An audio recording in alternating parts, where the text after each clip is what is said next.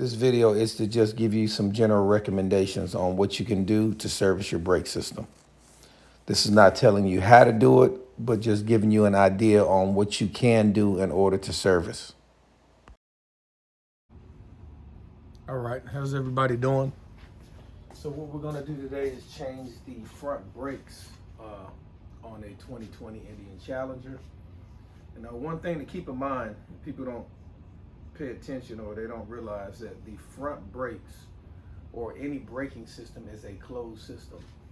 So a lot of times individuals will see that their brake fluid is low, and what they'll do is put more brake fluid in there. But what you really should be doing is checking your brakes for wear.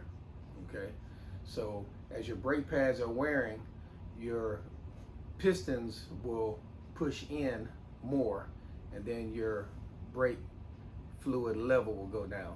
So versus adding brake fluid, you want to check your brakes. Okay, so my brake fluid level is pretty good. I have minimal wear on my brakes, but one brake pad was a little off, and because of that, I'm gonna go ahead and change my brakes. So right here, you can see that one, there we go. That one brake pad is a little worn right there. And you can tell by the wear difference and how that piston is pushing out. And also, if you look at the rotor, it's got some slight grooves, because you gotta realize when your brakes wear, the composite of your brakes, as they get closer to the actual metal plate, the composite changes and is more abrasive, and therefore it'll put little ridges inside your rotor. All right, put some rags around the brake reservoir. All right, and this is for the front brake. And what I'm gonna do is unscrew that. What that's gonna do is allow me to push the brake pistons in without putting too much back pressure on the system. So this will allow it to release. Okay. And it's always good to use some rags or something right here. Get you any brake fluid. So just keep in mind that brake fluid, it'll eat paint if it stays on there too long. So you want to make sure that you protect everything. So you can even see by the wear, it actually sucked in that inner gasket because it was pooling. Like I said, it's a closed system. Oh yeah. And to be honest with you, based on what I'm seeing now, I would actually bleed this and purge this system out. I don't like the color. See that caramel color? I do not like the color of that. So I've smelled brakes in the past, and they actually smell like fish. The brake fluid smells like fish. But this doesn't smell like fish, but we do need to bleed the system, and I'll save that video for another time. So you got your Allen bolt, and you got two of them. They only go in one way. Okay, so you just pull that one out, and then pull the bottom one out, and then slide it off. That's all you got to do. All right, I'm gonna go ahead and push these pistons out. And since I'm gonna change the brake pads, I'll go ahead and just use the screwdriver and kind of mar it up a little bit.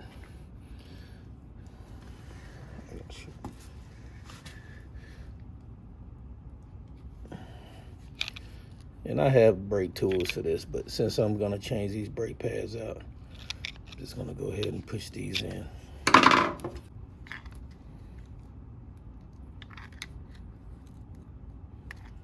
All right, so you see that? They're pushed in. And then let's look at this reservoir. See, that is about to overflow. Because like I said, it's a closed system, so it's pushing that out. So right here, we gotta pull the brake pads out. You got a little clip, and then you have a Torx bit. That is a T30.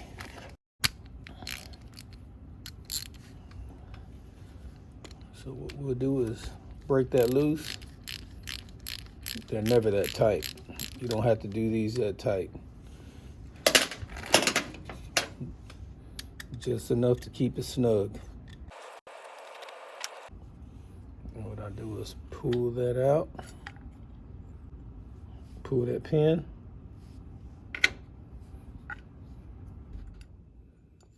You're gonna pull that out.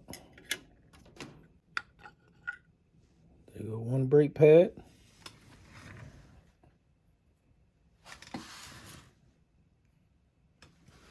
Okay. And here's the other one. Now this is the one that was really worn. See how low that one was? And here's the new set.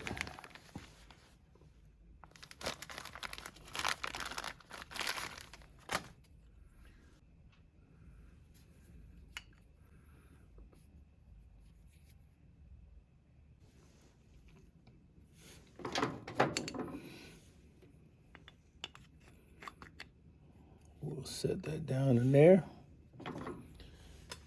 And we'll set this one in here.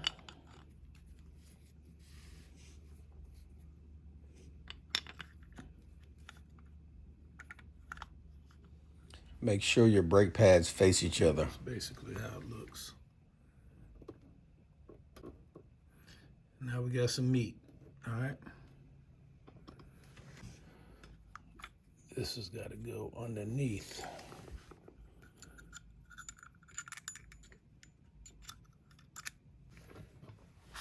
If I can get a different angle on it.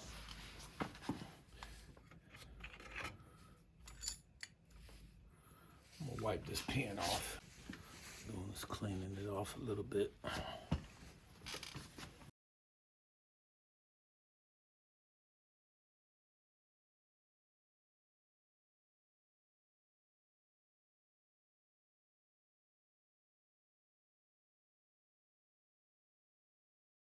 So we'll take a closer look at the wear of the brake pads. So this is the right side of the bike. Sitting on the bike, this is the right side. So they look pretty good.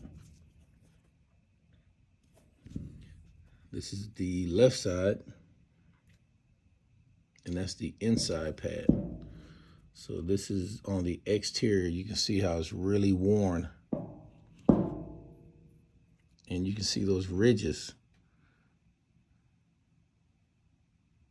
as the composite changes when the brake pad wears.